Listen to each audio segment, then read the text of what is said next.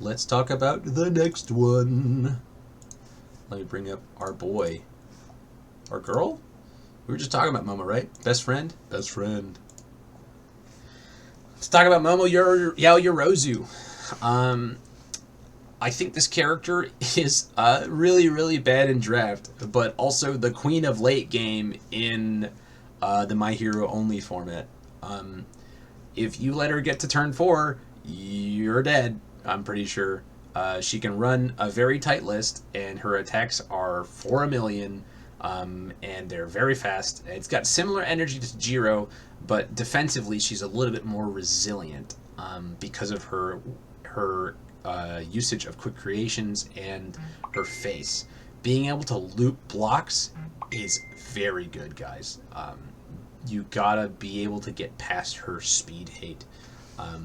And she's, her rebuilding and things like that. It's a precious lesson and Rising Starlet. This Beauty is a Weapon card. This card is crazy.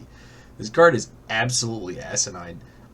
Because when I'm playing the character, I pick up Earphone Jack or I pick up Quick Creation and I play it and then I build it down. Or like a lot of times, I'll have situations where I'm like, I blocked with, let's say, Rising Starlet, right?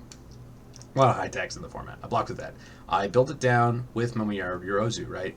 And I give it 2 speed. I destroyed, let's say, a Preparing for Battle, and then I Quick Creation. I add that Preparing for Battle for -2 damage, and then I build that Preparing for Battle in with Rising Starlet. It's like this really cool cardboard capoeira thing going on where you have a ton of moving parts, and it's like what you're actually doing is giving -2 speed and -2 damage and building 2 foundations at the cost of like 1 destroyed one.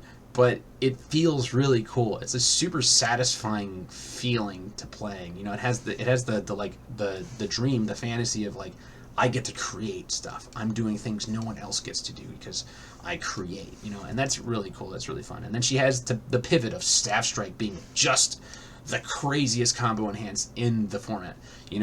She gets to ignore a part of the game, which is progressive difficulty. And man, you probably haven't seen this character draw 7 cards, but she sure does draw 7 cards sometimes with Quick Creations where she's just like, I want to fish for Staff Strikes. So, Quick Creation, Quick Creation, Quick Creation, Quick Creation, add 4 cards to the card pool. I played 2 foundations, I'm drawing 6. And my next 2 weapon cards ignore progressive. The last thing in my card pool are a weapon and a foundation. So, here's 2 giant attacks at you, she's definitely a lot like Maxie, actually, Corndo. She has that same vibe where she's just like huge card pool tricks. When this card hit the PPT, I tested it with Cassie Cage. I tested it with Yoshimitsu. Yoshimitsu was broken with it, so I'm glad he's gone, unfortunately. Rest in peace, Yoshimitsu. But I played it with Maxie, I played it with Yoshimitsu, I played it with Cassie Cage, and I played it with Takeda. This card is super hype in all of those characters. But it is, I think, best used in her. Which is apt, She really likes the weapon thing. She can pick it up whenever she wants to from her discard pile, and it has a good block, I think one of the niftier things about the character is that she can, on demand, pick up whatever block she needs, right? Kind of like Kirishima. She's got effective 7 hand size, and one of those cards is a perfect block. She can pick up her Jiro's Unwavering Slash. She can pick up Create Capturing Net. She can pick up Earphone Jack and build it. She can pick up Quick Creation and build it. It's just very tough to get past her defense unless you have some like blistering speed or something like that. And she can play 4 copies of You're So Obvious to get around that. And that's choice. It's a very, very strong character. And I'm not going to talk about all the toxicity that people have with her in Standard, but I think in My Hero Only, she's like the queen of late game, and I think that's apt. I think that she's like Galaxy Brain, and she needs to do that. Capture Evildoers is also super cool card because you can play it and discard the 3 cards from your card pool, like with your Staff Strikes, and you can just be like, here's some attacks, bro. Here's my Hardened Frenzies, and then I'm going to check out my Unwavering Slashes and Curate Capturing Nets. By the way, you might be confused as to why Hardened Frenzies in this deck. I think that it's like this deck just wants to play a bunch of Staff Strikes, and you don't chain these in those. These are pokes, and you want to get momentum for your like powerful 2s and your Capture Evildoers and things like that. and I was just testing it. I think that's a really neat card. It's a 5/5 in the character. You just play a foundation into it, or you play, a foundation into capturing net, stun them 2, build the card down. Hardening Frenzy is a 5/5. They can give 2 speed or 2 damage to.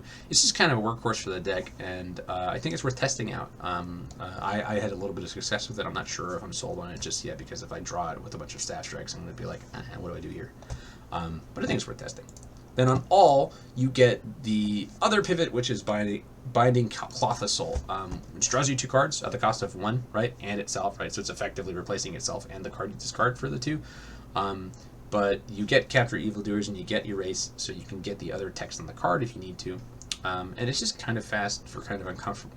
But the rest of the setup is essentially the same. You want to be running your so obvious. You want to be running your Rising Starlights and things like that. I think that this deck does want to run close to 50 cards, because you want to get as close to possible, or as close to that turn 4 dream scenario as possible. You want to see your quick creations early, and you want to see a bunch of spam. But just in general, a very cool character, very cool game plan that usually ends in staff strike chains, which I think is neat. I think is really nifty. And I think it's cool that there's a character that's super tied to her support. Oh my goodness, the lights are having... So, what do you do against this character? How do you beat the queen of late game? You gotta beat her early. Pressure her foundations.